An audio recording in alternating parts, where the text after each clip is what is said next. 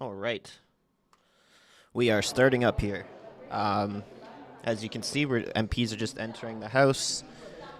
We've got Jugmeat supposed to speak with reporters here in a sec, so we'll listen to that. We've got Pierre back in the House today.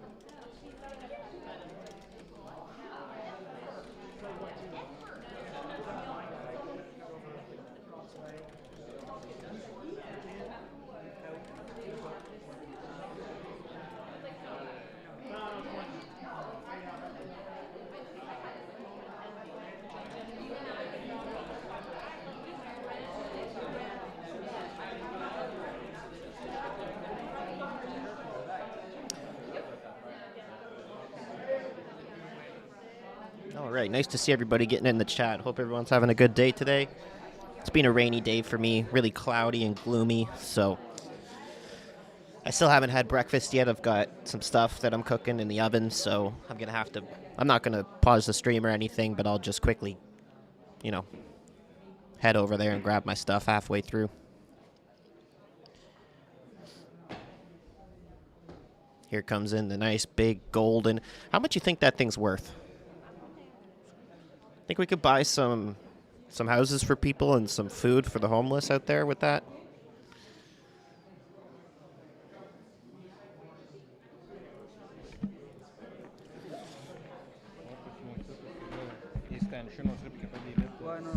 Also, just what happened about 20 minutes ago. Whoa, this camera is zooming right into me. I would just mute this for a sec. We just announced, Minister Hussein just announced another $50 million for Lebanon on top of the already $25 million we've given them this year. It looks like Wendy's at $50 million more, actually, Wendy. There was already 25 given, so that's $75 million this year. I don't know, man. All this money that we're sending overseas to people, there's stuff we need to fix at home first and get our country back in order first. As we're just waiting here for Jug to come and speak to reporters, you'll see all these MPs are... Oh, no, who wants to listen to May? Let's hear what she's got to say. Oh, the stream doesn't want to have her talk. They cut her out. Oh, man. All right, while we're waiting for Jug to talk, you can see the House hasn't started yet. So we're just checking there. We can watch Joly talk. She talked yesterday after question period, and I didn't catch that.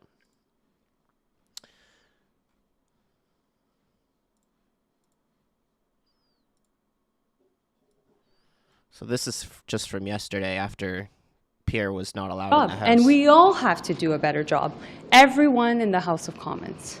And so we'll continue to denounce any form of anti-Semitism that is happening on our streets, in our schools, against hospitals, synagogues, etc. Why? Because we, as a government, believe also in the Charter, in the fact that freedoms need to be protected, not only freedom to speech, but also freedom from intimidation, violence, discrimination. Now, when it comes to the leader of the opposition, Pierre Poilievre himself, let me be clear. What we saw yesterday was the height of hypocrisy. Clearly, Poilievre is doing one thing and saying one thing, and he's doing another. I'll give you 3 examples. First, While he's saying that he's fighting anti-Semitism, he never condemned those who were waving a Nazi flag during the Freedom Convoy on this Parliament Hill. Why didn't he? Second, he cozies up to groups like Diagolon, who spread neo-fascist ideology across this country. Why doesn't he denounce their anti-Semitism as well? And also, when his caucus met with far-right politicians from Germany that were downplaying Hitler's crimes, he kept them in his caucus, and they're still sitting next to him in the House of Commons. So clearly, what we're seeing is that Pierre Poilievre is about double standards, and he's about himself, his own political gain, and ultimately, he's unfit to govern this country. I'll say it in French. Bien entendu. Didn't she clap for the Nazi in Parliament? Oh, man. De l'antisémitisme qu'on voit partout à Let's travers. skip her French part. Et donc, lorsqu'on pense à Pierre, it is unacceptable and it is wrong to see anti-Semitic protests in our streets. And it is wrong to denounce Canada and to say the things that we heard over the past 24 hours in our country. But when it comes to Mr. Poilievre, he is lying to Canadians when he is talking about what is happening in the chamber. He is pretending that what is going on in there is something completely different than what it is, which is a conservative filibuster of conservative obstruction. The Speaker of the House was extremely clear when he ruled on the conservative question of privilege. He said that because of the extraordinary circumstances, this should go to committee for further study. There is only one political party that is holding things up in the House of Commons right now, and that is the Conservative Party of Canada, because they are afraid that if this study goes to committee, what they will hear from experts is that this is an egregious abuse of power. But this is a consistent pattern with Pierre Poilievre and his Conservative Party, where they obstruct the truth, they try to spin away from reality, but the facts don't lie.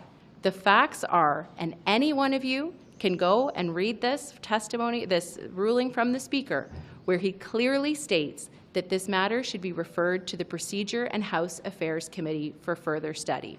And Mr. Poilievre doesn't want that to happen, because when that happens, expert after expert will come out and say that this is an egregious abuse of power by the Conservatives. And just because the House has the right to do it does not mean that it should.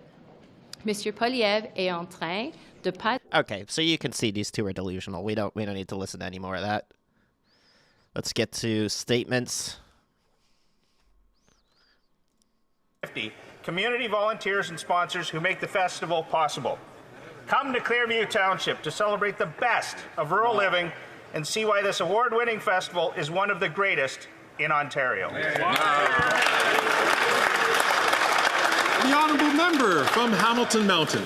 Speaker, Women's History Month gives us an opportunity to celebrate the achievements of Canadian women, and since this year's theme is about women at work, I want to highlight the integral role that women play in shaping our economy. I regularly meet with women entrepreneurs in my riding of Hamilton Mountain, like Bridget Soares of Apostrophe Accounting, Julie Bobiak of the Lucaya Cafe, Julie DiNardo of Gleam Smile Centre, and the Montague sisters, who founded Black-Owned, which helps uplift and promote other local businesses.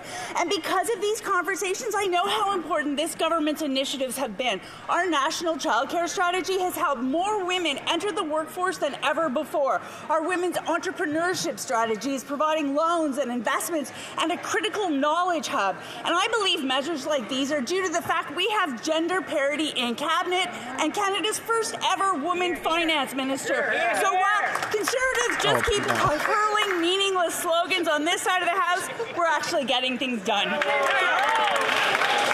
finance minister that has zero qualifications to be a finance Honourable member minister. for Rivière-du-Nord. Mr. Speaker, let's be clear. It's legitimate to demonstrate for peace in the Middle East and to be distressed by the number of civilian casualties. but to demonstrate on October 7th, shouting, "We are Hamas, we are Hezbollah," or "Death to Canada," as we saw in Vancouver, is despicable, Mr. Speaker. And it echoes the excesses we're also hearing in Quebec. The Bloc unreservedly condemns this type of language. There's a difference, an ocean, in fact, between freedom of expression and claiming responsibility for recognized terrorist entities. There's an ocean between wanting security and freedom for the Palestinians and calling for the death of Canada. And this from a separatist, Mr. Speaker. Message to those who want a ceasefire for real. Ask your government why it's doing absolutely nothing instead of intimidating your Jewish neighbours in Quebec and Canada who have nothing to do with this. That's the difference between a pro-Palestinian demonstration for peace and an anti-Jewish demonstration for violence.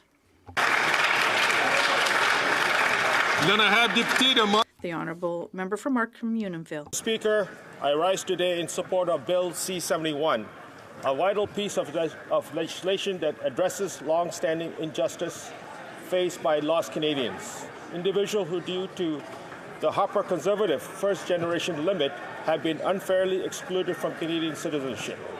These individuals have lived, worked, and contributed to Canada. Bill C-71 will grant citizenship to those who were unfairly impacted by the previous Conservative government while establishing a substantial connection to Canada's test moving forward. I look forward to working with parliamentarians from all parties to get this work done. It is time to right this historical wrong and ensure that all who should rightfully be Canadians are recognized as such. Thank you, Mr. Speaker. Hear, hear. Foreign interference. The honourable member from Red Deer, Mountain View. One of the great local heroes of Markerville, Alberta, is renowned Icelandic poet Stefán G. Stefánsson.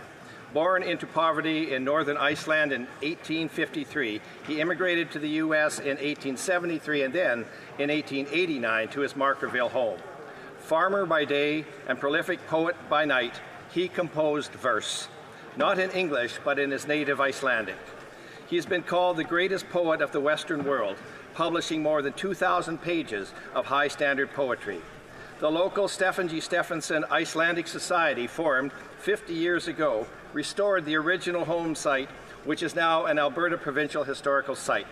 The Writers Guild of Alberta annually presents the Stefán G. Stefánsson Award in his honor as they celebrate this amazing poet and playwright.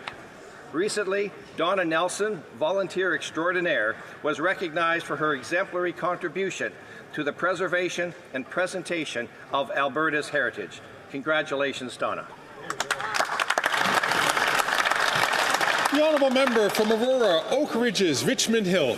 Mr. Speaker, as we celebrate Women's History Month this October, we're reminded of the incredible impact women have made and continue to make in our economy and communities. The theme, Women at Work, Economic Growth, Past, Present, and Future, beautifully highlights this ongoing journey. Today, we celebrate incredible local leaders in my riding, like Monique Dennison from the Richmond Hill Board of Trade and Sandra Ferry from the Chamber of Commerce, who are working every day to support businesses.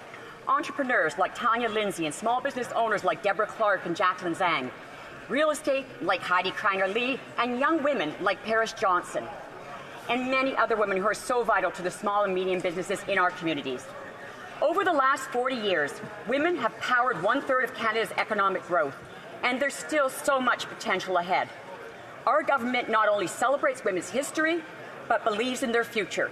We will always support women and protect their rights, unlike the official opposition and its leader. Thank you, Mr. Speaker. Bravo. I'm surprised she didn't blame Harper. The honourable member from Saint Laurent. Speaker, October is Breast Cancer Awareness Month, a time to increase awareness and raise funds for research into its cause, prevention, diagnosis, treatment, and cure. Our government has funded a study into preventive care to help to accelerate various treatments for breast cancer. More and more women, particularly Indigenous women and Black women with breast cancer in 40 years or 40 years old and not 50. There's not enough Canadian research to justify making a change. Mr. Speaker, that in itself is unacceptable and indicates that we need more relevant and recent research done on women's health that must include Black, Asian, and Indigenous women. Unfortunately, in some provinces, The recommendation to start screening is at 50. This means that many people are diagnosed already at an advanced stage, which reduces their chance of survival. All of the awesome organizations and businesses, including Pink in the City and Alphabet Cafe, who have campaigns of their own for this very worthy cause. Your contributions are saving lives, and we want to thank you very much.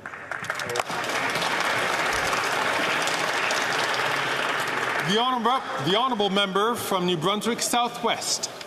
Mr. Speaker, DFO officials in writing told me 10 months ago they would work with the Harbour Authority at Sealy's Cove on critical wharf repairs. Yesterday, DFO announced this federal wharf would be condemned. And I've discovered no discussions about repairs at Sealy's Cove happened with the Harbour Authority. In other words, I was misled by a public servant. This is after the Liberals cut small craft harbour funding in my New Brunswick riding, as well as in neighbouring Fundy Royal, this year to support Liberal ridings. The Fisheries Minister even allocated $45 million to wharves in her Quebec riding this summer to save her neck in the next elections. No wonder Canadians believe this Liberal government is corrupt. It is inexcusable for DFO officials to lie to a member of Parliament. It is unforgivable for public servants to operate like partisan Liberals. What the hell is going on at DFO, the Department of Fisheries and Oceans? Unparliamentary language. We've already started. Before the member continues, I'm going to ask the honourable member from New Brunswick Southwest to please withdraw the language which is not considered parliamentary. I'm going to ask the honourable member from New Brunswick Southwest to withdraw that word which is not considered parliamentary. I withdraw that unparliamentary language. The rest stand. Here, here. And if I could encourage all members to please, this is the second time in 2 days that this has happened, and I would ask members please to avoid using language which is clearly not parliamentary. He's right, though. À l'ordre, s'il vous plaît. Order, please. What the hell's going on over here, man? Order, please. The honourable member for Vimy. We haven't even started question period yet. Tourism brings people together and fosters a sense of national pride. This week, the Tourism Industry Association of Canada is holding their Hill Days events to showcase our tourism industry and to highlight the importance of the visitor economy. I want to thank them for their work and advocacy for Canadian tourism businesses. Our government supports the tourism sector with programs like the Tourism Growth Program, available in all regional development agencies. The Conservatives are jeopardizing tourism business support programs with their austerity policies. We know that investing in tourism leads to economic growth, job creation, environmental protection, and supports the flourishing of local culture, including Indigenous heritage. Thank you, Mr. Speaker. The honourable member from Saskatoon University. More proof the NDP Liberals are not worth the cost, crime, or the corruption. The Attorney General found that Liberal appointees, the Green Slush Fund, gave nearly $400 million taxpayers' dollars to their own companies, with over 186 conflict of interest alone, at a time when Canadians can't afford to eat, heat, and house themselves. The Speaker has ruled that the NDP Liberal Costly Coalition violated the House orders to turn over evidence to the police for a criminal investigation into the latest scandal. Obstruction of justice? Yeah, obstruction of justice. Anybody? Yep.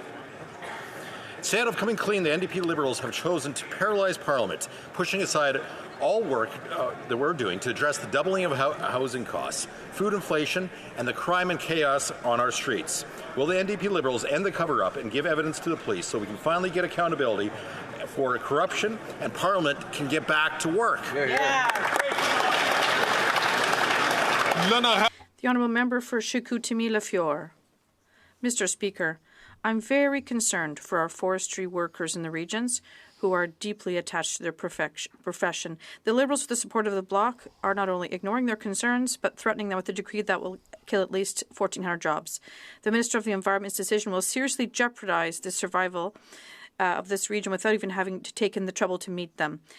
What we know is that the Bloc is no longer a party of the regions. It will continually convoys the outskirts of Montreal. The proof is the nomination of their new candidate, Patrick Bonin, who has taken a clear position in favour of the decree and is asking the federal government to intervene. Wow, it's really the Bloc Liberal coalition. The Bloc Liberal coalition has no understanding of what's happening in our regions. Ignoring these realities will not only be irresponsible, but also reveal a glaring gap between Montreal's concerns and those of the regions. It's time to take action to protect jobs and the future of our regions. Let's put an end to this hypocrisy and give way to common sense.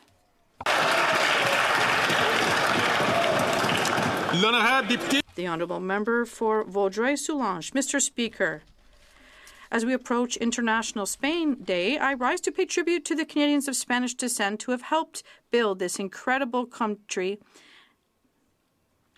Hundreds of thousands Canadians of Spanish descent have made Canada stronger, generously and proudly adding their language, history, and culture to the great tapestry that we call our country. Today, for the first time, in the presence of the Spanish Ambassador to Canada, His Excellency Alfredo Martinez Serrano, his wife Rosa Martinez Serrano, State Secretary Olmedo, members of this House, as well as prominent members of Canada's Spanish community.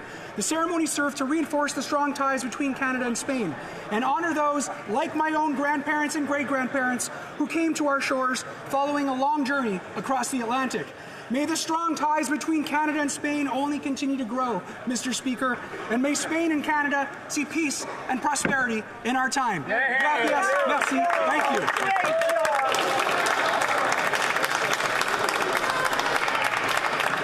The Honourable Member from Vancouver East. As the catastrophic war rages on in Sudan, thousands of children are facing imminent death from malnutrition. Gender-based violence targeting women and girls, including sexual assault, is being used as a weapon of war. To date, not one single person has been brought to safety, and the minister's not expecting any arrivals this year. Lives are lost as they wait for their application to be processed. The NDP is once again calling for the government to expedite processing, allow trusted organizations like the IOM to help with biometrics, remove the 3,250 arbitrary application cap, and expand the program to include vulnerable children and those who were outside of Sudan prior to April 15, 2023 and can't get back home due to the war. Over 286,000 Ukrainians had arrived in Canada under the Kuwait program. Sudanese Canadians deserve equitable treatment in the world's largest displacement crisis. Hear, hear. The Honourable Member for Drummond. There are parts of our history that the great history has left behind, which find themselves erased in the limbo of oblivion, and yet history cannot be adequately explained without these all too frequently forgotten pivotal moments. Fortunately, in Quebec, we have documentary filmmakers who shed an unusual, unique light on our society, stepping outside the official lines to help us rediscover ourselves. These unmasking men and women of the past, of the discarded real, are to whom we are indebted. Pierre Perrault, Denis Arcand, Michel Brault, Pierre Filardeau, Manon Barbeau, Will Prosper, to name a few. Félix Rose, who is in Ottawa today, belongs to this long lineage of history tellers. He reminds us of significant events we've left out of the national narrative, whether it's the latest Félix or the Bataille de Saint-Léonard, which he will be presenting in Gatineau this evening. Mr. Rose, we salute the exceptional and indispensable work of you as a documentary filmmaker, and I would ask everyone to attend these conscience-raising films in large numbers. All right, let's get the QP. Come on. Here we got another few minutes. The Honourable colleagues, chers collègues. Colleagues.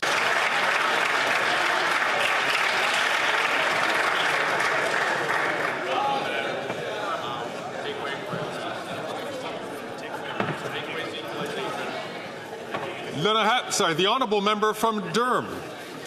Mr. Speaker, after 9 years, the NDP Liberals are making Canada unsafe. Violent crime is up 50%. And under this Prime Minister, hate crimes are up 251%.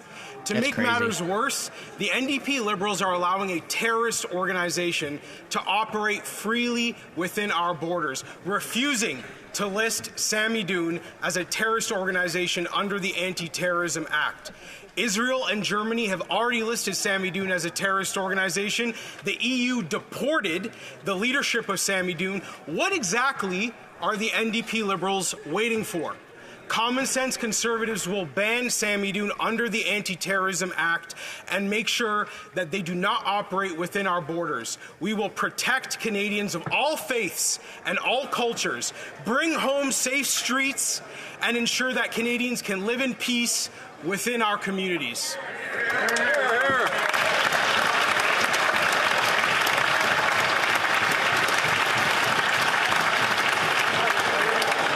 All right, Pierre's in the house, baby.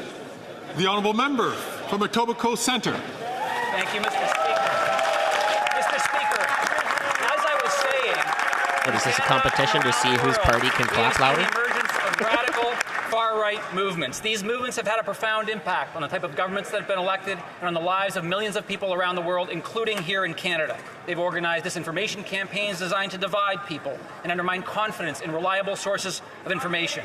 They've impacted how some people treat others. They've impacted how some politicians treat others, including here in Canada, and they've led to some politicians acting against the best interests of Canadians by opposing sound economic policies, by opposing sound social policies like dental care or child care or better long-term care, by undermining fundamental rights like those protected in our Charter, like women's rights, like a woman's right to choose, and by standing against measures to stand up to aggressors like Russia who pose a threat to us all. I urge us all to work together to stop the growth and influence of these far-right movements because it is essential to Canada's security, to our economy, and to our freedom.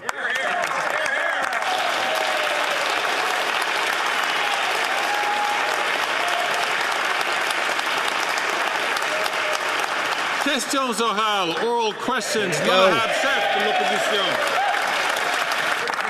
The Honourable Leader of the Opposition.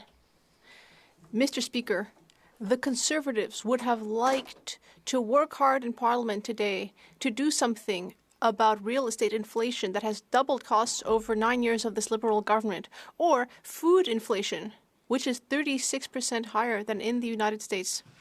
But unfortunately, instead, Parliament is paralyzed due to this Prime Minister. He paralyzed this House by blocking the documents that we ordered to be sent to the RCMP about a $400 million scandal. What exactly is this Prime Minister hiding? The Honourable Government House Leader. Thank you, Mr. Speaker. What the Leader of the Opposition said is completely false. Let me read what the RCMP said about this motion. They said there is a significant risk that this motion may be seen as a way of sidestepping normal inquiry processes and protecting the Charter. We are ready to send this to committee and return to the important business of this House. Thank you. The Honourable Leader of the Opposition. Mr. Speaker, this is a $400 million scandal, 8 times more than the sponsorship scandal in financial terms. The AG has found that there were 186 conflicts of interest. The leader of the Green Slush Fund has already been found guilty of violating the law. When someone steals from you, do you call the cops, or do you simply send the matter to a committee? The Honourable Minister of Innovation. So true. Mr. Speaker, it's very clear that Canadians have had enough of the little games played by the Conservative Party, and they're tired of these Conservative slogans. They've also had enough of the Conservative filibustering. On this side of the House, as we've said several times, we will always be here to protect people's rights and freedoms in Canada. We will always stand up for democracy, and we will fight for Canada.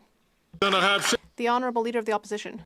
Conservatives would have liked to be working today to counter the doubling of housing costs this Prime Minister has caused, or the record food price inflation, which has been 36% higher in Canada than in the US. But unfortunately, the Prime Minister has paralyzed Parliament by refusing your ruling directing his government to turn over evidence in the $400 million green slush fund scandal that the Auditor General says involves 186 conflicts of interest. Wow. With the chair of the fund found guilty, what has he got to hide? Hear, hear. Hear, hear. The Honourable Leader of the Government in the House of Commons. Mr. Speaker, the Leader of the Opposition is not being truthful with Canadians. It is the RCMP Commissioner himself who said the RCMP's ability to receive and use information obtained through this production order and under the compulsory powers afforded by the Auditor General Act in the course of a criminal investigation could give rise to concerns under the Canadian Charter of Rights and Freedoms. It is therefore highly unlikely that any information obtained by the RCMP under the motion where privacy interests exist could be used to support a criminal prosecution or further a criminal investigation. Mr. Speaker, let's get this. Yeah, cut her off. The Honourable Leader of the Opposition. This is a $400 million scandal involving Liberal appointees giving millions of dollars to their own companies, and the minister's story is now changing. Yep. Last week, she claimed that the government had given documents to the RCMP. This week, they claim that if they gave documents to the RCMP, it would cause the Charter of Rights to come crashing down. It sounds like there's a new story every week to justify paralyzing Parliament to cover up the truth. What is in these documents about this $400 million scandal that the Prime Minister is so afraid of? The Honourable Leader of the Government in the House of Commons. This is a typical witch hunt from the Leader of the Opposition to go after people who have nothing to do with this. These are files such as personnel files that contain private information of individuals who have nothing to do with what is going on. Mr. Speaker, it is the RCMP and the Auditor General themselves who raised concerns with this motion, and it is the government's view that we should send this to committee so that we can get on with the important work of this House and protect the rights of Canadians. Okay. The Honourable Leader of the Opposition. A witch hunt. The Ethics Commissioner appointed by this government has found the chair of the fund in violation of the law. The Auditor General, also appointed by this government, says there were 186 conflicts of interest involving Liberal appointees giving millions of dollars to their own companies.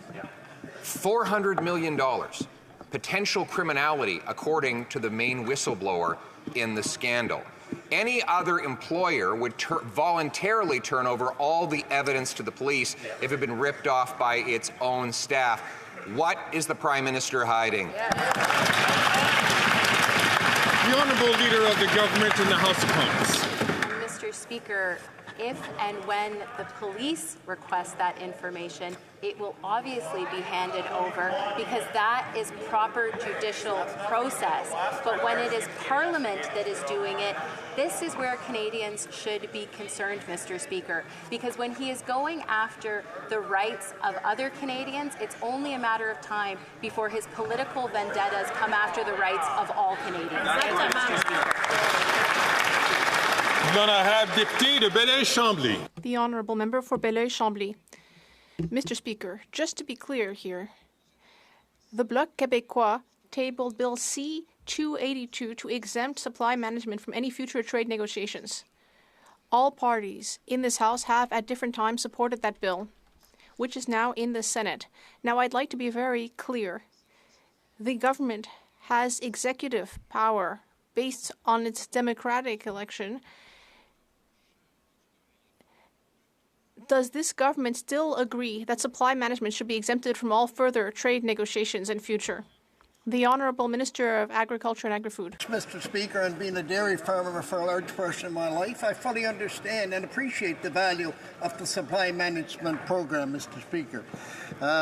Our government fully supports Bill C-282 and urges the other place to move on this legislation as quickly as possible. Thank you, Mr. Speaker. The honourable member. Let me further clarify, Mr. Speaker. There are 2 senators, neither of them elected. They're not saying that they're not sure. They're saying very clearly that supply management should be up for grabs in future trade negotiations. It should not be excluded from them. They are saying the opposite of what the government is saying. By not imposing its will on 2 non-elected senators, is this government turning its backs on agricultural producers in Quebec and Canada? The Honourable Minister of National Revenue.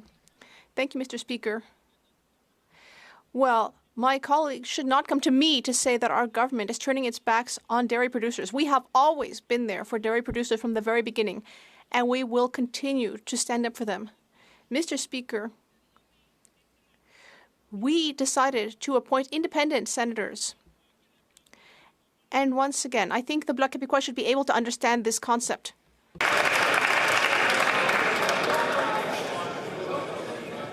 The honourable member from Burnaby South. You won't believe this. Here we go. Corporate landlords are using AI technology to rip off renters. They're jacking up rent. Now, the United States is taking legal action against this, but the Liberals are letting it happen here in Canada. Now, I know the Conservatives don't care because their chief advisor is also a chief lobbyist for corporate landlords. But what's the Liberals' excuse? The Honourable Minister for Housing, Infrastructure and Communities. Mr. Speaker, I thank my honourable colleague for his question and his concern for the rising cost of rent, which I completely agree is a very serious issue. Where we differ is we're not satisfied with just launching complaints on the floor of the House of Commons. We want to advance policies that actually put solutions on the table that make a meaningful difference for families. That's why we're putting measures in place to help build more homes, like cutting taxes on apartment construction. It's why we're increasing investments to build more affordable housing, and it's why we put a Renters' Bill of Rights on the table to help protect renters in precarious situations. I only wish the NDP would care enough to join us in trying to do something about the problem. The Honourable Member of Burnaby South. Excuses are way cheaper than rent. Shamattawa First Nation has had undrinkable water since 2018. And this Liberal government is fighting them in court, arguing that they do not have a legal responsibility to clean the water. They're also arguing that when a minister says something, that's just politics. That's not something you have to believe that they're actually going to do. Will the Liberals call off the lawyers and clean up the water?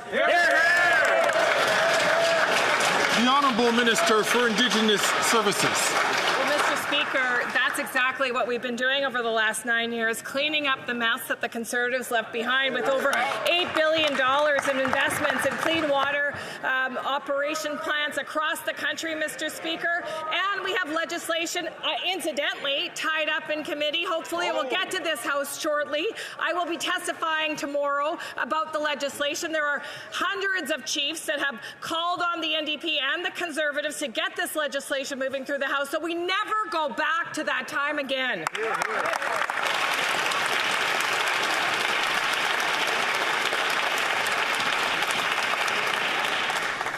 The honourable member from New Westminster Burnaby knows what I'm about to say, so I'm going to ask him to please not take the mic unless recognised. The honourable member from Haldimand, Norfolk. After 9 years of the NDP Liberals, taxes are up, costs are up, crime is up, and now time is up. Mr. Speaker, you ruled that the government has violated the House order to turn over evidence to the RCMP related to the $400 million Green Slush Fund scandal. Yet, the Liberal government continues to obstruct justice by refusing to turn over these documents.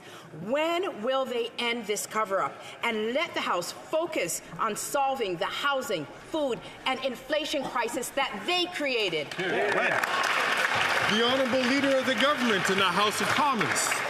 Thank you, Mr. Speaker. What the member opposite is saying is absolutely false. It is the Conservatives who are filibustering their own motion in this House, because it is the RCMP and the Auditor General who have both raised their extreme discomfort with the motion that the Conservatives have put forward. If the Conservatives want to get back to work, we are ready to send this to committee to make sure that we can talk about the issues that matter to Canadians. That's what Liberals are here to do. We don't understand why Conservatives don't want to do that. Thank you, Mr. Speaker.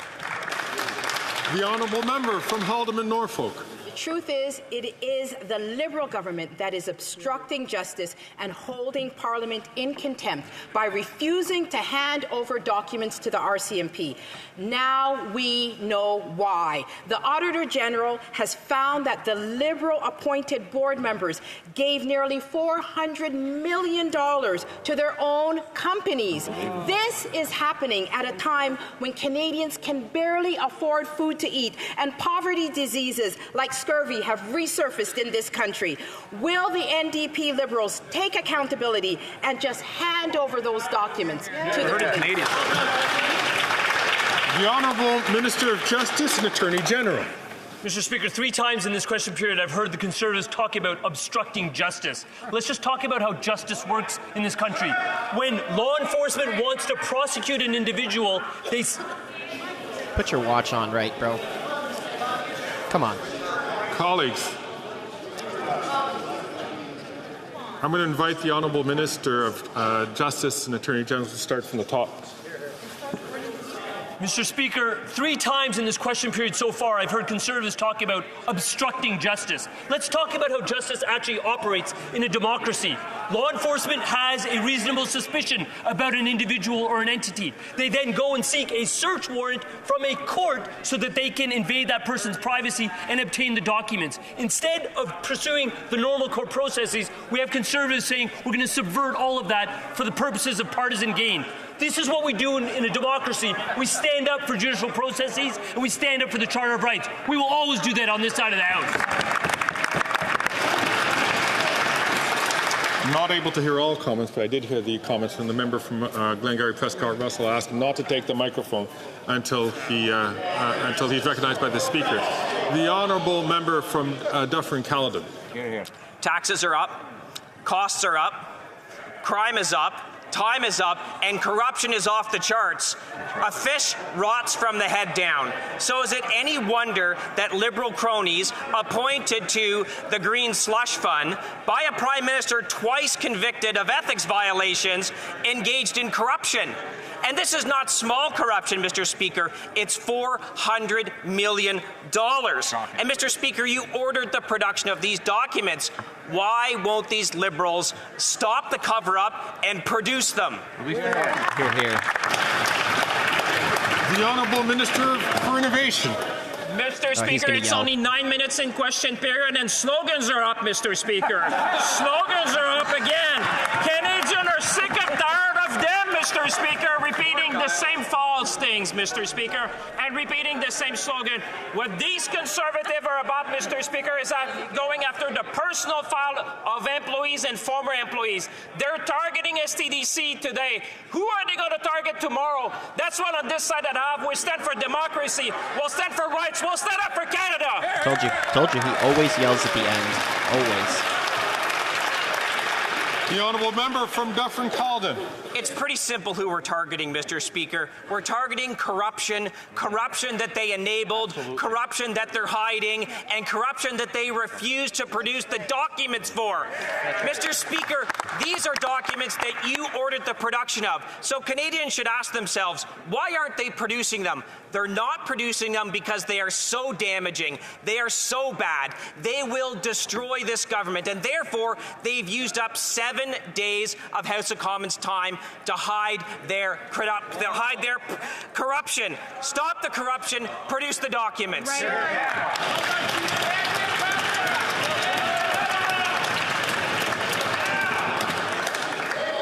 Colleagues, the Honourable Leader of the Government in the House of Commons. Again, the Conservatives are saying things that are false. The only party that has been putting up speakers for the past week are the Conservatives. So they are the ones that are filibustering their own motion. But let's talk about why they might be filibustering that motion.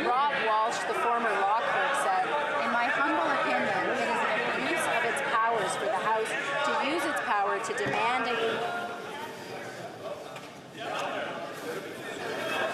Chers colleagues, it is so important for us to allow one speaker to speak at a time because we have a very large place here with many members. It's difficult for those who require the use of their earphones to be able to hear the interpretation.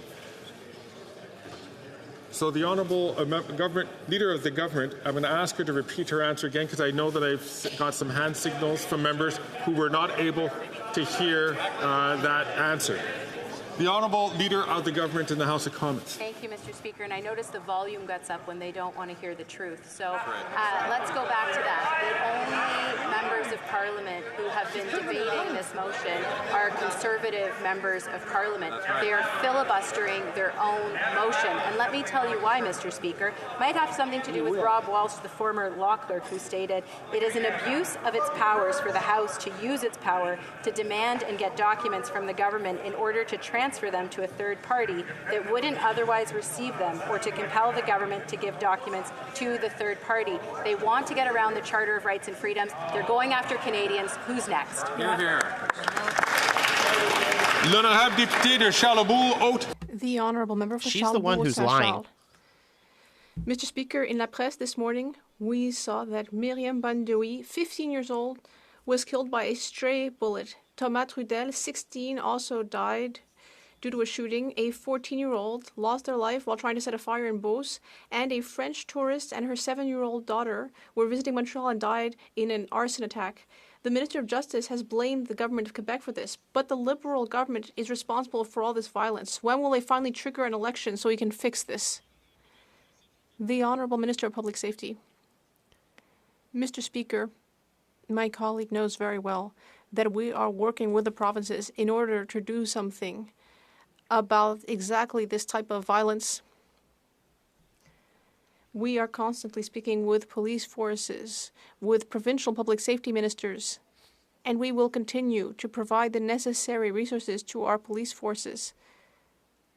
Something that the Conservatives did not do. They cut funding to the CPSA and RCMP. The Honourable Member. Well, this morning, Montreal's chief of police said in an interview that in order to do something about crime in Montreal, he needs the right laws and regulations in place. But for 9 years, the Liberal government has only been bringing in legislation that actually weakened our ability to address crime. Today, criminals are just running around in the streets unafraid of police forces or the justice system. Will this Prime Minister bring the legislation back to how it was under the Conservatives, Mr. Speaker? The Honourable Minister of Justice and Attorney General. On this side of the House, we have invested in our borders. We have invested in our police forces. And we have invested in increasing penalties for things like auto crime. We know that if there are issues that have to do with provincial jurisdiction, we need to ask questions to governments like the Legault government. We need to ask them about how the staffing levels are at their detention centers. We need to ask them about the details of their police services. It's this type of thing that we need to fix the problem. The Honourable Member for Belleuil-Chambly. Mr. Speaker, the Minister said to me that I should not in any way say that she's turning her back on producers, but I think this government is turning its back on producers. They don't seem to care about these 6,000 businesses in Quebec or 100,000 jobs. They don't seem to care at all. Time is up. And all they're actually doing is providing us with excellent arguments for Quebec independence.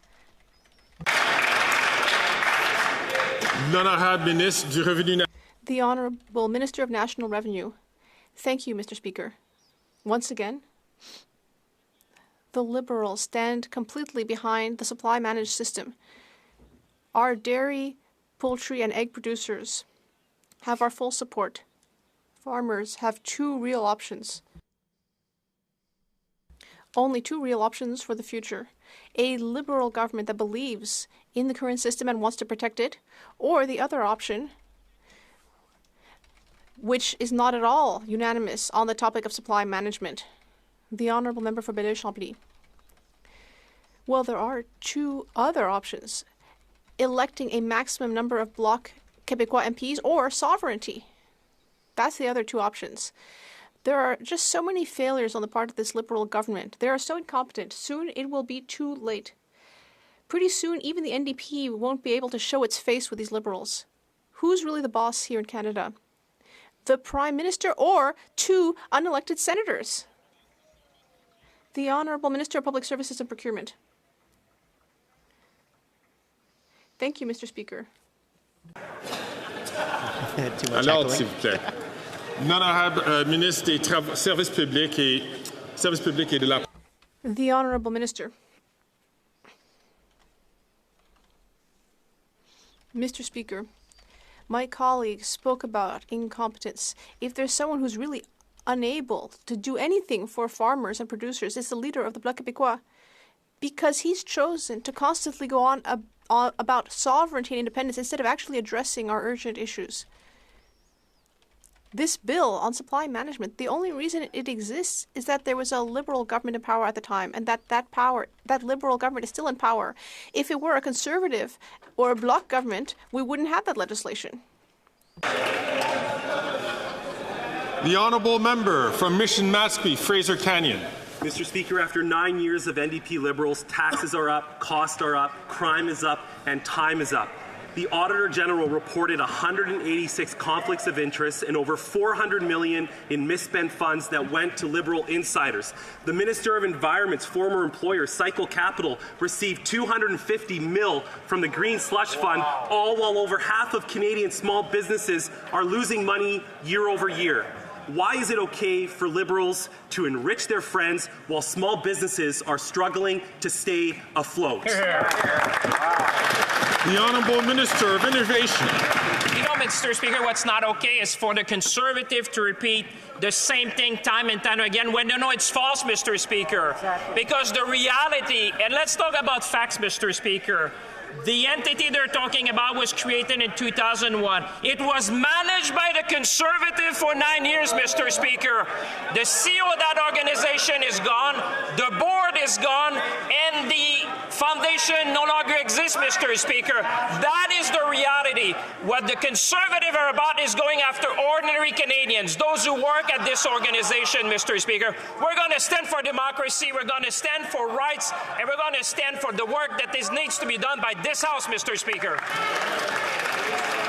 I don't think he can ever get up without yelling. The Honourable Member from Mission Matsqui, Fraser Canyon. Thank you, Mr. Speaker. Canada lost 9,037 businesses from May to June 2024 and 6,331 declared insolvency year over year. The closures we're witnessing right now haven't been this large since the pandemic when the entire country was shut down. So when Canadian entrepreneurs and workers are struggling, business is still booming for Liberal insiders. Why is the Prime Minister hiding behind the Green Slush Fund documents, and when will he release them to Parliament? The Honourable Minister. To continue to support small and medium-sized businesses, we are empowering entrepreneurs. We're increasing the lifetime capital gains exemption. We're investing in Canadian startups. We're boosting government procurement for small and medium-sized businesses and supporting Indigenous entrepreneurs as well. And Mr. Speaker, it gives me the opportunity to also announce here that we've negotiated agreements with both MasterCard and Visa to lower those interchange fees by up to 27%, which takes place as of October 19th of this month. We'll continue to support small businesses, Mr. Speaker. Thank you so much. Keep increasing the carbon tax. From Perth, Wellington. After 9 years of these NDP Liberals, taxes are up, costs are up, crime is up, and time is up. Mr. Speaker, you yourself ruled that this government violated an order of this House to turn over evidence to the police for a criminal investigation into the latest Liberal scandal. The government's refusal to accept your ruling has paralyzed Parliament, pushing aside our work to address the doubling of housing costs, food inflation, crime, and chaos. Will the minister end the cover-up, give the proof to the RCMP so we can get Parliament working again for all Canadians? The Honourable Leader of the Government in the House of Commons. Mr. Speaker, what the members opposite are saying is not true. Your ruling was very clear. Because of the unprecedented nature of that She motion, repeats herself it should all go day. to the Procedure and House Affairs Committee for study. The RCMP and the Auditor General raised their extreme discomfort with the Conservative motion. Canadians should be concerned because the Conservatives are going after whoever they hold a political grudge against, and this could be them next. Thank you, Mr. Speaker. L'honorable député de Montmagny. The Honourable Member for Montmagny, Lille, Kamouraska, Rivière-du-Loup. Mr. Speaker, this is a $400 million scandal. That's the amount of taxpayer money that has ended up in the pockets of Liberal buddies. Meanwhile, Canadians are facing food insecurity, crime, and skyrocketing housing costs. And instead, this Liberal corruption is blocking our parliamentary work. It is completely paralyzed due to this Liberal government's corruption and financial mismanagement. Will this government finally provide the documents so that we can get back to work? The Honourable Minister of Public Services and Procurement. Thank you, Mr. Speaker. My colleague spoke about financial accountability, and here's what the RCMP had to say about responsibility. He said that the RCMP is an arm's-length organization and that he completely supports the independence of police forces in a democratic society, which means that this House and government cannot direct police operations. Can anything be clearer than that? Do the Conservatives need a briefing with a leader of the RCMP? It should be clear enough, in my opinion. The Honourable Member from Edmonton, Griesbach. This week, the Honourable Chiefs from the Prince Albert Grand Council are in Ottawa fighting for their people. In their communities, overcrowding and poor quality housing is leading to mental, physical, and social crisis. Tuberculosis, a disease that has run rampant during the residential school time, is on the rise again in Indigenous communities. Children are dying. Why has the government continued the decades-old Liberal and Conservative tradition of refusing to provide the needed funding to end this cycle? The Honourable Minister for Indigenous Relations Services. Speaker, every step of the way over the past 9 years, this government has worked with First Nations leaders, Indigenous leaders across the country to restore rights and to restore self-determination and to restore funding, Mr. Speaker, that was under heavy attack from the Conservative Party of Canada. We have so much more to do together, including on working on mental health, which this government continues to support First Nations-led solutions for. We're going to continue this hard work with partners exactly like the ones that are here today. The Honourable Member from Nanaimo Ladysmith. Mr. Speaker, the Liberals' misguided one-size-fits-none return-to-office mandate is hurting workers and Canadians trying to access vital public services. This rushed mandate was done without due consultation, unfairly impacting dedicated workers. Is this the Liberals' method of natural attrition or an underhanded attack on skilled public servants? We know Conservatives sure don't have workers' backs, but will the Liberals repeal this unfair mandate? The Honourable President of the Treasury Board and Minister for Transport. Mr. Speaker, my honourable colleague is exactly right. Conservatives do not have workers back, unlike this side of the House. Yes. Our top priority is to deliver quality programs and services to Canadians. We are committed to ensuring that our public servants are supported through this change to the directive on hybrid work. It's our expectation that departments work with their union management committees during the implementation phases that are before us. The clerk and the department heads will continue to monitor and work with the unions and the public service. Thank you. The Honourable Member from Winnipeg South Centre. Mr. Speaker, recently I stood alongside the Premier of Manitoba, federal colleagues and healthcare workers as we made a major investment of $630 million in the province's healthcare system. After Conservatives in Manitoba decimated healthcare over a decade of cuts and closures, this funding was desperately needed. The redevelopment of Portage Place is a generational project aimed at revitalizing the downtown core, in large part by establishing a new state-of-the-art healthcare facility. It simply does not happen without federal support. Can the Minister for Prairies outline how our government is supporting this significant redevelopment and what it means for the future of Winnipeg? Thank you, Mr. Speaker. The Honourable Minister. Thank you for that question. Mr. Speaker, big things are happening in Winnipeg's downtown. Thanks to collaboration between the three levels of government, the private sector, and Southern chiefs, we're revitalizing the core of our city to make it more livable for everyone. Despite calls by Conservative politicians to cut funding to Prairie Scan, we are making a significant federal investment in the redevelopment of Portage Place to build more homes that people can afford, to build a new healthcare center in the center of downtown and offer other public spaces. Mr. Speaker, we are walking a new path together, and Winnipeggers are proud. The Honourable Member from Carlton Trail, Eagle Creek. After 9 years of this NDP Liberal government, taxes are up, costs are up, crime is up, time is up. The corruption of this Liberal government knows no bounds. The Liberal Minister of Employment has continuously misled Parliament about his alter ego, the other Randy. Texts from his business partner reference a Randy, and we now know there was no other Randy involved in the fraudulent medical supply company while he was a sitting member of Cabinet. When will the Minister come clean with Canadians, end this charade, and resign?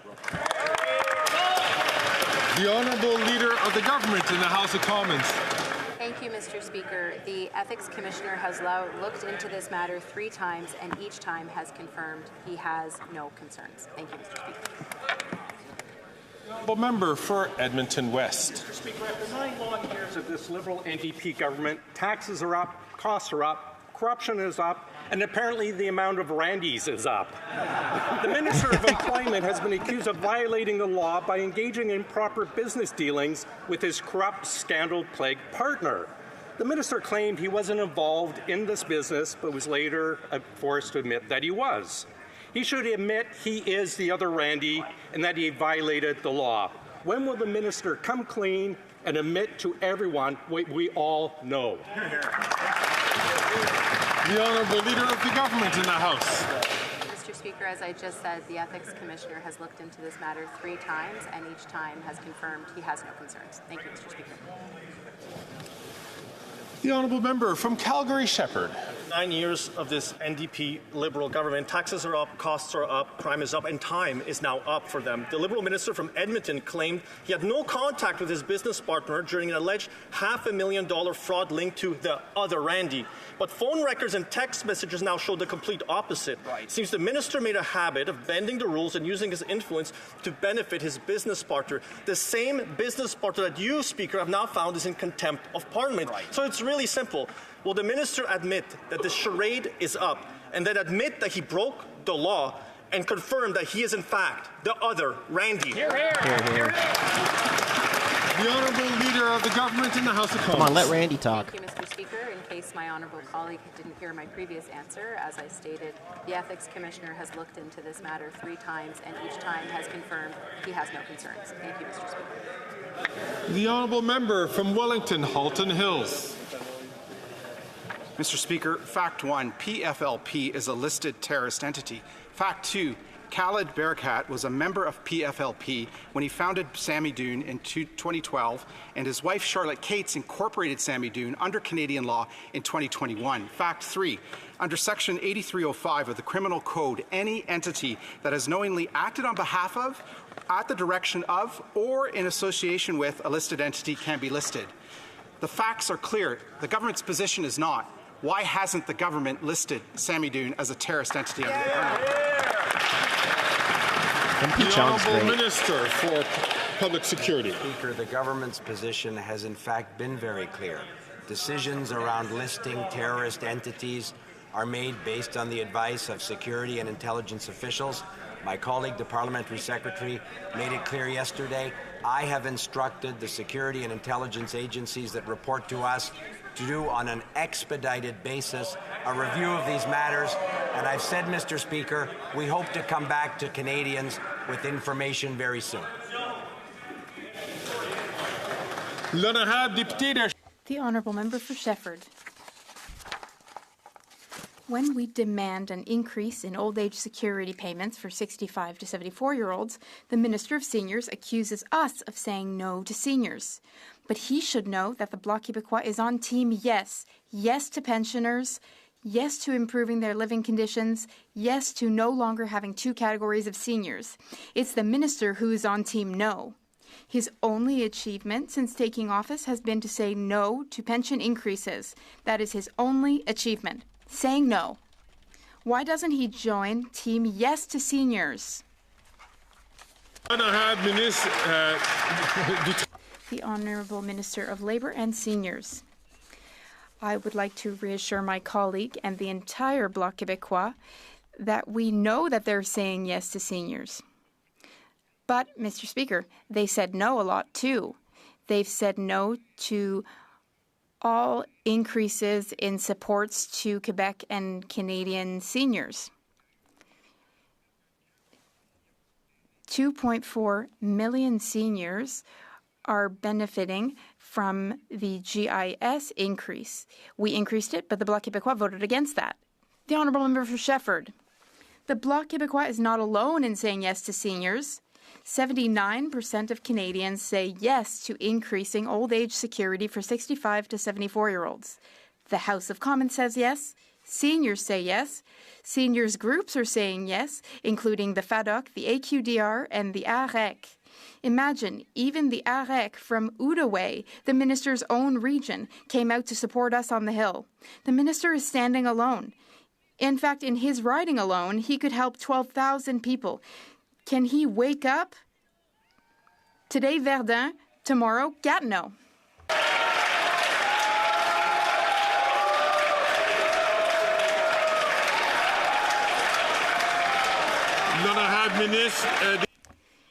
The Honourable Minister of Labour and Seniors.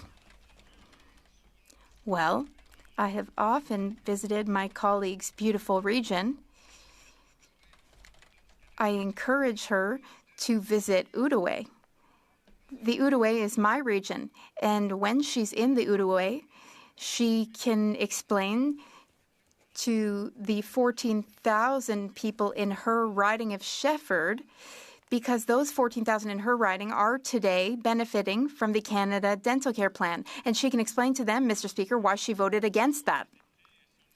I encourage all members, including and especially the member for Lac-Saint-Jean, to not rise before having been recognized by the chair. Oh, I may be mistaken in who I named, and if that is the case, then I do apologize.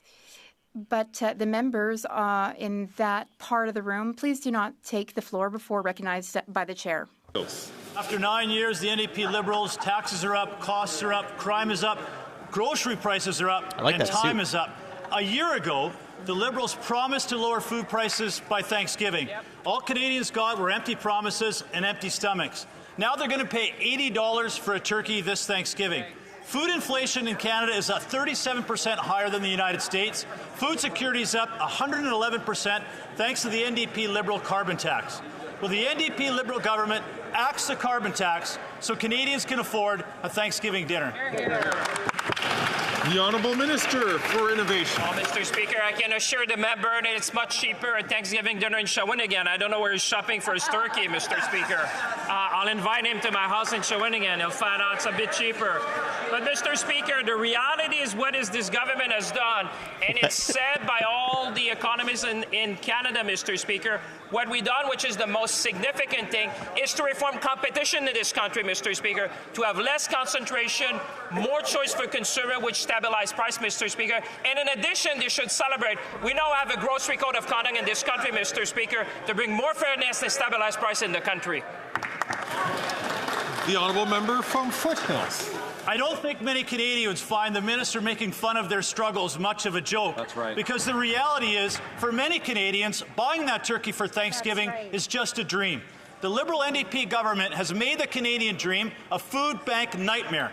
1 million Canadians just in Ontario went to a food bank last year, up 25%. And now doctors are raising the alarm on scurvy in Canada because Canadians can't afford basic nutrition. Will the Liberal NDP government make the Canadian dream come true and call a carbon tax election? Yeah, let's go. The Honourable Minister for Families, Children and Social Development. Mr. Speaker, on this side of the House, I'm proud that in 2016 we introduced the Canada Child Benefit. Mr. Speaker, there's 4.3 million families and over 7 million children across this country who receive this benefit each and every month. That's $547 a month for parents with children ages 6 to 18, or $648 each month. I got to speak recently with a new mom named Madeline who shared how impactful this is for her family. The position the Conservatives have... L'honorable député de Portneuf. The Honourable Member Yeah, for cut her off. Portneuf-Jacques-Cartier.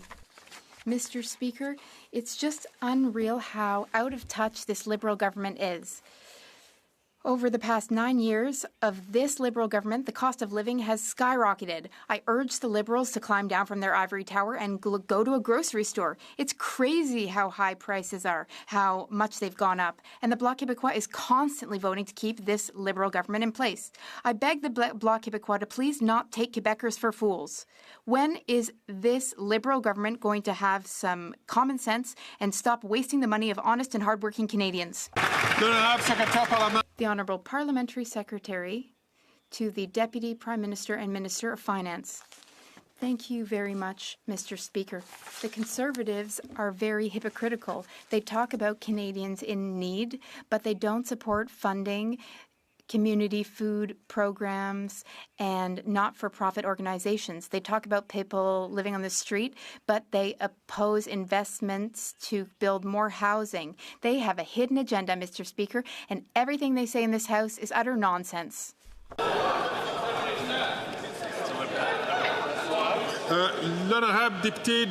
The Honourable Member for Saint-Léonard Saint-Michel.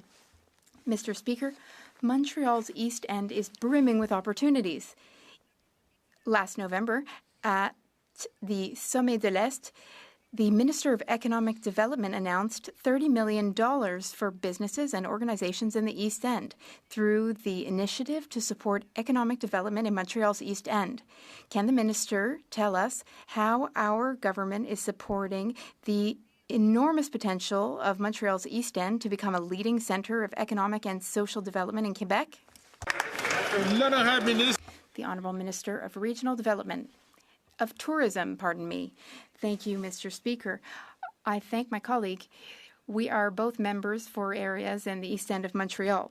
Last week, I announced the launch of a call for proposals for social innovation projects in the East End of Montreal. This is the first time that a $1 million investment will lead to new social and innovation projects that will generate economic, social, and environmental benefits in the East End of Montreal. Mr. Speaker, I invite all businesses to submit their applications by November 29th. We are here to support the East End of Montreal to ensure that it's part of tomorrow's economy. Michael. The Honourable Member from Wellington Halton Hills. Mr. Speaker, the government has all sorts of excuses why it won't provide documents to this House or to the RCMP about the $400 million spending scandal. They falsely claim it would violate privacy and that it would negatively impact the RCMP's investigation and that it would violate charter rights. The Constitution is clear. Parliament is supreme. Parliament has the lawful authority to order the production of documents. So why is this government consistently trampling on the constitutional authority of this House? The Honourable Leader of the Government in the House of Commons. Oh, no, here we go Thank again. you, Mr. Speaker. Well, that was some incredible doublespeak from my colleague across the way. It's actually the RCMP who has said this, and I quote, "The RCMP's ability to receive and use information obtained through this production order and under the compulsory powers afforded by the Auditor General Act in the course of a criminal investigation could give rise to concerns under the Canadian Charter of Rights and Freedoms. There is significant risk that the motion could be interpreted as a circumvention of normal investigative processes and charter protections." For a party that claims to respect the police, they certainly don't respect police independence. The Honourable Member from Wellington Halton Hills. Mr. Speaker, the Charter of Rights and Freedoms also includes Sections 3, Sections 4, and Sections 5, which is about the democratic rights of Canadians. And Canadians have the right to be democratically elected on the floor of this House, and the majority of this House has demanded the production of these documents related to the $400 million spending scandal. We did the same thing with the Winnipeg lab documents. Why does this government consistently ignore the democratic wishes of the people's elected representatives and deny this House documents?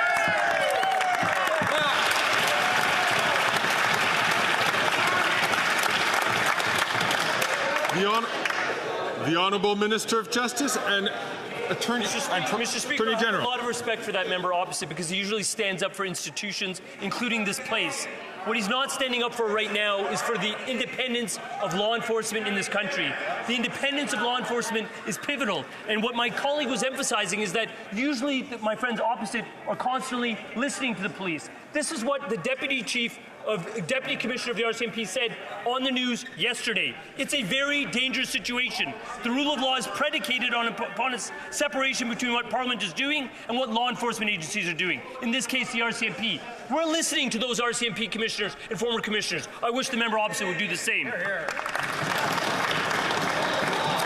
The Honourable Member from Calgary Heritage. Mr. Speaker, for years they've known Sami Doon as a known terror affiliate. On October 7th, they chanted, "We are Hezbollah, we are Hamas, death to Canada, death to America, death to Israel." They incited hate, they incited terror, they burned our flag. Why does our foreign minister fail to act when Canada is threatened? Well, she told Tom Mulcair it's about the demographics of her voters. Mr. Speaker, why does this minister put partisan politics over Canadian national security interests?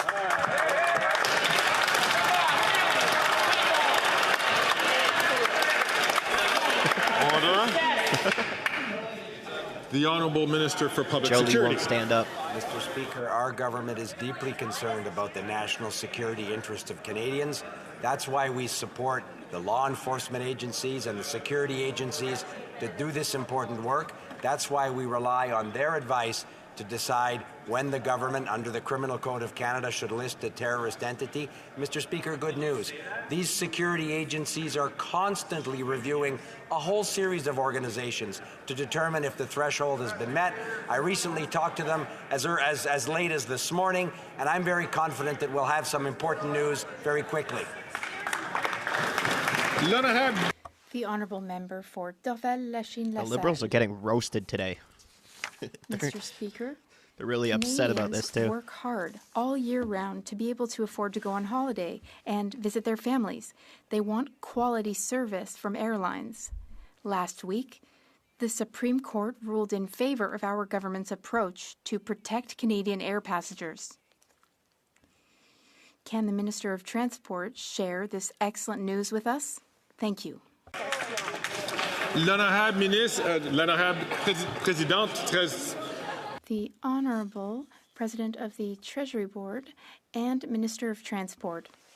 Mr. Speaker, in 2019, we were the first government in Canadian history to pass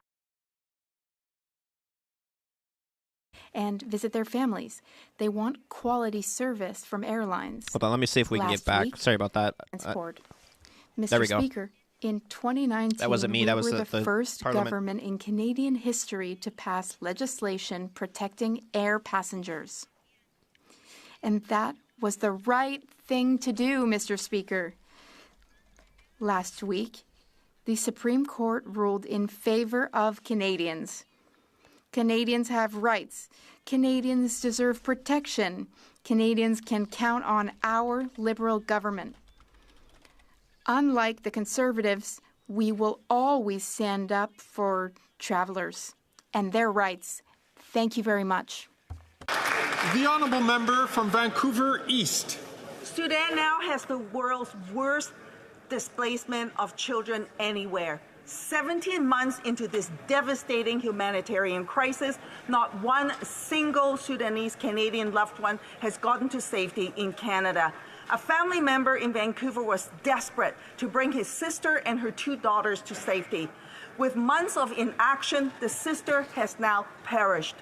The two children are alone. Will the minister expedite processing and expand eligibility of his restrictive program to include vulnerable children in Sudan? Good question. The Honourable Minister for Immigration, Citizenship and Refugees. Thank you, Mr. Speaker. The member knows well that this was a plan that was devised with community members, with community organizations, and we worked hand in hand with them to put out this program to get 8,000 Sudanese people fleeing war. We plan to make sure that these people are here, hopefully by the end of the year, more next year, but I will constantly be working with those community members that I will be meeting with as early as tomorrow to evolve the program if need be. Thank you. Bravo, bravo. The Honourable Member for Richmond-Arthabasca. Mr. Speaker, I've been asking questions in this House for over a year now, and yet there is a ridiculous tax issue that has not been addressed. Here's an example of the absurdity. When someone goes to Tim Hortons and buys 6 donuts, they are exempt from paying taxes. But if they decide to buy 6 sugar-free, healthy bars, they do have to pay taxes. This means that people are paying more for healthy products. What's this guy which on is about bad donuts? for our local entrepreneurs who face unfair competition from multinationals. Can the Prime Minister tell us whether he intends to ask his Minister of Finance to rectify this ridiculous situation? What kind of donut crap was that? National Revenue. Thank you, Mr. Speaker. I've discussed the matter many times with my colleague. I understand that he cares deeply about this issue. This would involve some major changes to be made by the Department of Finance and the Department of Health, and we can look into the matter further. Thank you, Mr. Speaker. It being 3:19 p.m. Oh, point of order. The Honourable Member for Portneuf-Jacques-Cartier. Mr. Speaker, earlier, during question period, the member for Outremont used non-parliamentary language. I would like to invite her to take back what she said and to apologize. L'honorable député d'Outremont. The Honourable Member for Outremont. What's going on here? Mr. Speaker, I think if you look back at the Hansard, you will see that that language has already been used, and I will be happy to give a further answer once you have been able to look into this. From Regina Capella is rising on a point of order. Mr. Speaker, Liberals the House never Leader apologize. said that Liberals weren't participating in the current debate on Liberal corruption. I just wanted to know if I could table the speeches from the member from Winnipeg So the Honourable Member unfortunately does not have unanimous consent to be able to table that document. Pour revenir. As I was saying, coming back to the point of order raised by the member for Portneuf-Jacques-Cartier, I will indeed look back and look into this, but based on my own memory, I think the word used was a word that, although it is regrettable, is one that is used frequently in this House, but I will come back to this if necessary.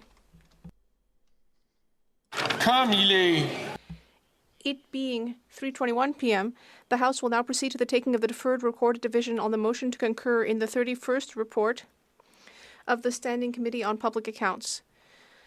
Call in the members.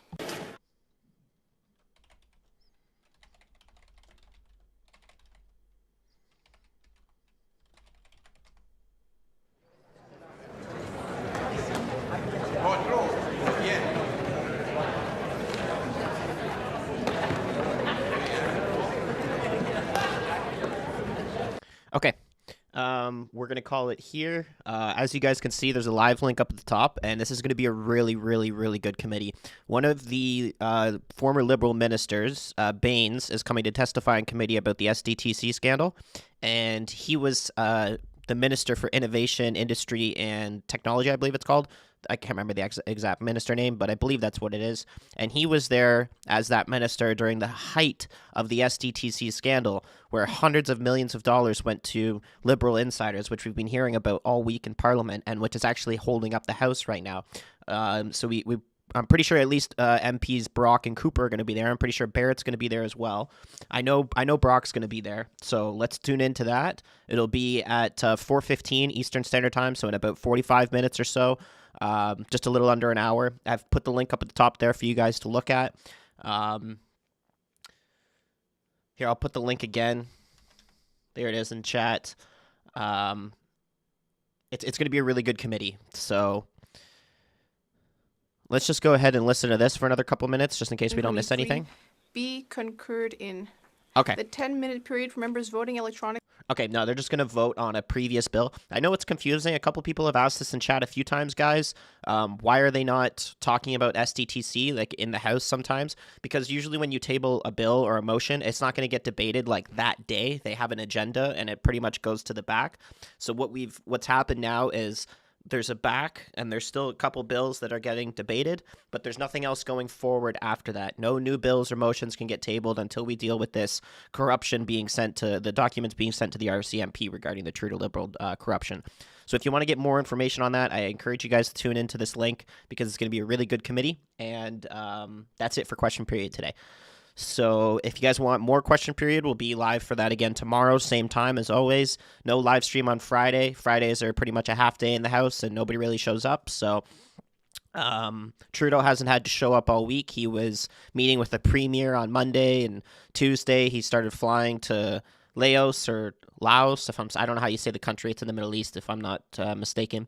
And he's just arrived there today because it's a pretty long flight. So he'll probably be there till the end of the week, and I'm not sure what he's doing there. Nobody's actually said anything. His agenda is just that he's there, but absolutely no reason why he's there. So yeah, here's the link one more time in chat. It's going to be a really good committee. I appreciate everybody tuning in so far for the live stream. This was really good. Pretty spicy today, obviously. Some Liberals got a little bit heated in the chat, and I try to watch that and take care of that. But, I don't like to silence people unless they're being spammy or, being overly, trolling. Because, it is politics. People are entitled to their own opinion. I'm all for free speech. Just when it becomes a little bit trolly or it becomes spamming, repeating the same thing over and over, that's when I time them out. So if that happens again in the future, which it always will, just try to, you guys can always click on their name and block them so you don't see their messages in the meantime. Try to not engage with them, obviously, because they're entitled to their uninformed opinions, man. It's, that's one thing about democracy is you can always elect someone who's unqualified, ex-drama teacher, so all right, there's the link one more time in chat. We're going to call it here, and like I said, it's going to be a great committee, so I really hope you guys tune into the committee. It's going to be really entertaining. And appreciate everybody tuning in. Live for question period tomorrow, same time as well. So see you guys in 45